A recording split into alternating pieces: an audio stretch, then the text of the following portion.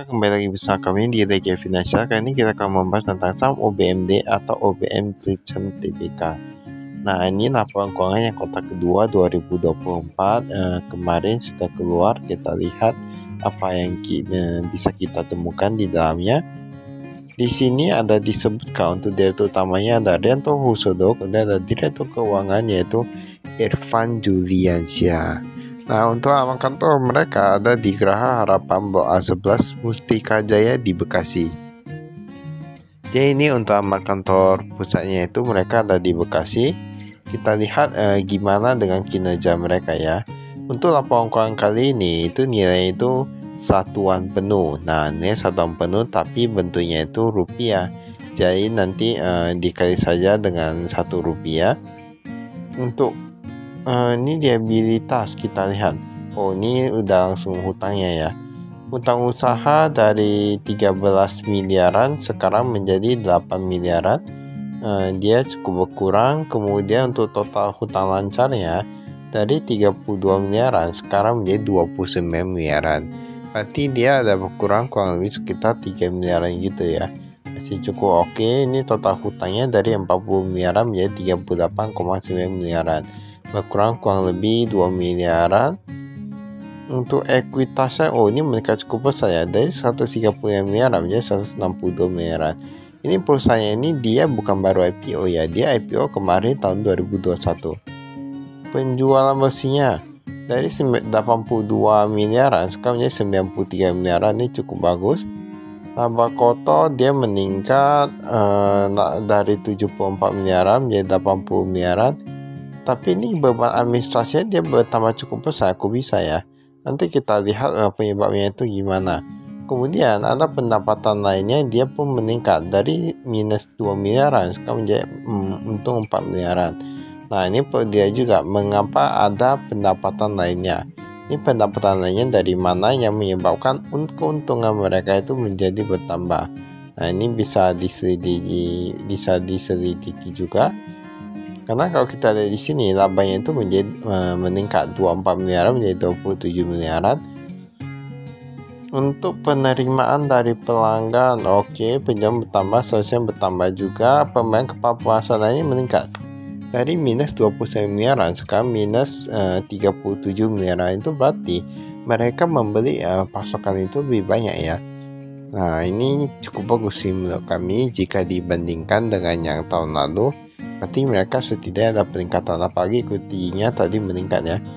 Dewan komisaris, kita lihat untuk yang komisaris direktur tampaknya nggak ada yang mengalami perubahan nih. Ini semuanya sama ya.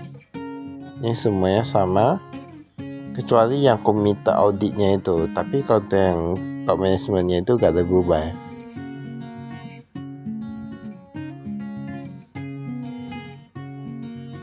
Ini kita lihat, ini kita skip.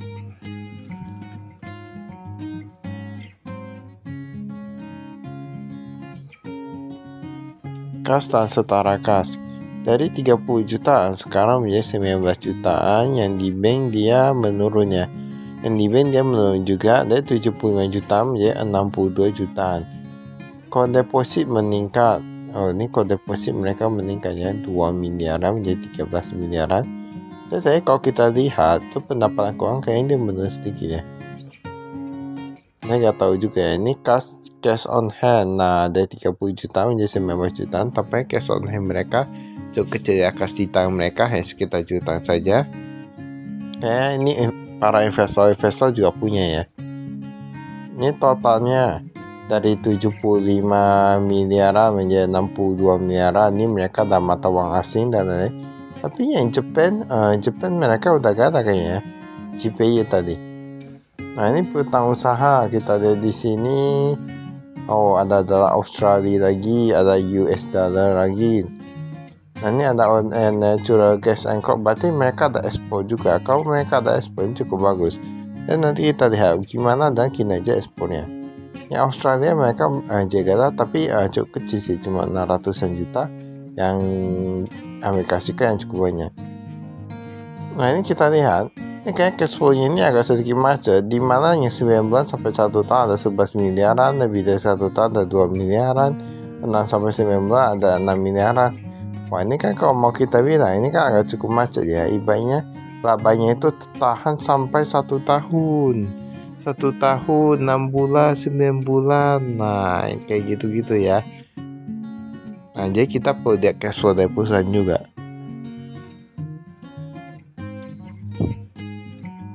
Kalau kita lihat dari persediaan, ini cukup bagus, di mana bahan baku meningkat dari 9,7 miliar sekarang menjadi 10,8 miliaran. Barang jadi juga meningkat, ini semua cukup oke sih, karena dari persediaan dia meningkat ya. Persediaan meningkat, laba meningkat, wah itu cukup bagus sekali untuk perusahaan ini. Ini aset tetapnya. Kayak perusahaan ini, ini rata-rata bagus ya, cuman kayaknya yang itu cash flow-nya aja. Ya agak sedikit lama, sampai 1 tahun, 6 bulan, 9 bulan itu kan agak cukup lama ya. Berarti uangnya itu perlu banyak untuk perputaran lebih bagus. Belum lagi nanti kalau ada yang nggak dibayar, semoga semua dibayar. Ini utang usaha kita di sini dari 13 miliar menjadi 8 miliar, ini cukup bagus sih.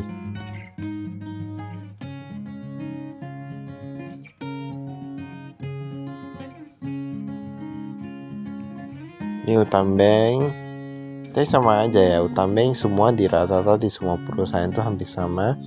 Paling ada jaminan ini itu dan lain gitu, dapat pinjam berapa, bunga berapa, gitu-gitu aja ya.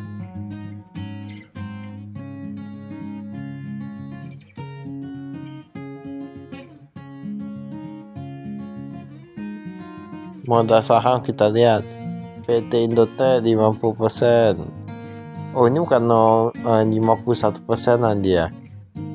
Tuan Muhammad Komisaris Sultan 8,9%.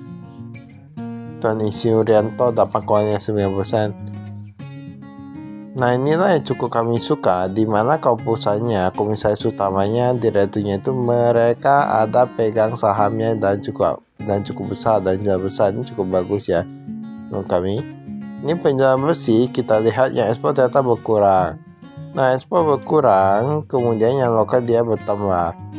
Nah, ini berarti mereka ekspor berkurang yang tadi ya. Ini penjualan berdasarkan pelanggan pihak ketiga. Ini soal tata pihak ketiga cukup bagus.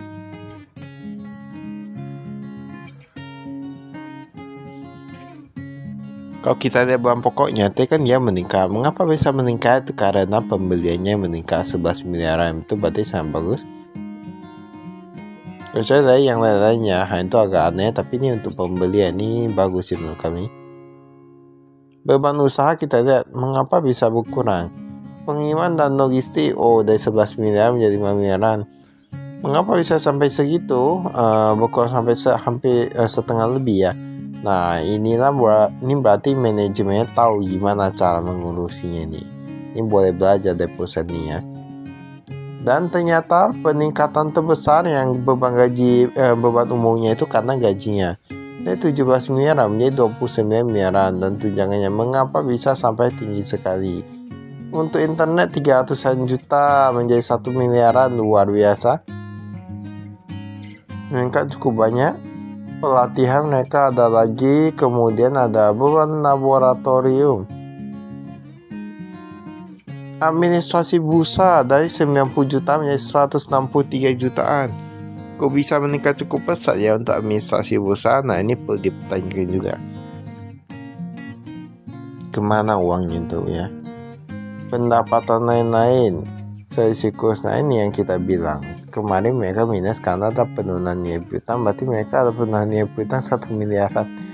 Kemudian ada selisih kurs, sekarang udah meningkat sih. Makanya kami bilang pendapatan lainnya itu gak pasti punya ya, karena dia bisa dari selisih kurs, kadang naik kadang turun, jadi sama aja ya. Bagus ya dari penjualan saja. Oke, itu saya dari kami. Sekian, terima kasih, saya investasi.